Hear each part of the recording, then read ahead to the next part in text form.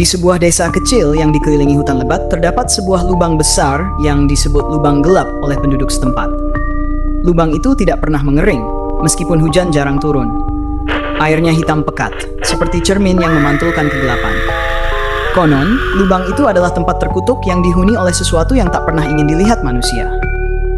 Arman, seorang pemuda yang tidak percaya pada cerita rakyat, memutuskan untuk membuktikan bahwa lubang itu hanyalah mitos biasa.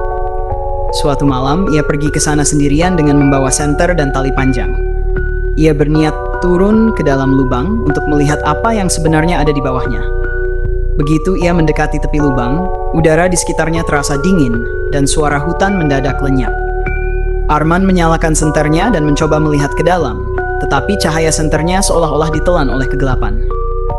Dengan penuh keberanian, ia mengikat tali di sebatang pohon besar dan mulai menuruni lubang itu. Semakin dalam ia turun, semakin hening suasana di sekitarnya. Aroma busuk mulai menyeruak, seperti bau daging yang telah membusuk.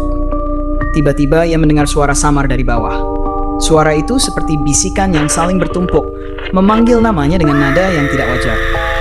"Arman, turunlah lebih dalam. Kami menunggumu." Panik mulai merayap, tetapi rasa penasaran mengalahkan ketakutannya. Ia terus turun hingga akhirnya menemukan dasar lubang itu.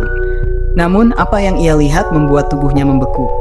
Di dasar lubang ada makhluk-makhluk yang tidak berbentuk, seolah-olah bayangan yang hidup. Mata mereka bersinar merah, dan tubuh mereka terus bergerak seperti cairan pekat. Salah satu dari mereka merangkak mendekat, lalu berbicara dengan suara yang terdengar dari segala arah. "Kami telah lama menunggumu, Arman. Kini kau menjadi milik kami." Arman mencoba memanjat kembali ke atas, tetapi tali yang ia gunakan terlepas dan jatuh ke dasar. Ia berteriak, tetapi suaranya hanya menggema di kegelapan.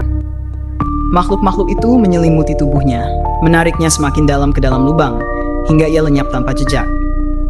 Keesokan paginya, penduduk desa hanya menemukan tali yang berserakan di sekitar lubang itu. Tidak ada tanda-tanda keberadaan Arman. Namun, mereka bersumpah mendengar suara samar dari lubang tersebut. Suara yang memanggil. Suara Arman yang meminta tolong. Sejak saat itu tidak ada seorang pun yang berani mendekati lubang gelap. Namun, bagi mereka yang cukup nekat, suara-suara dari dalam lubang akan selalu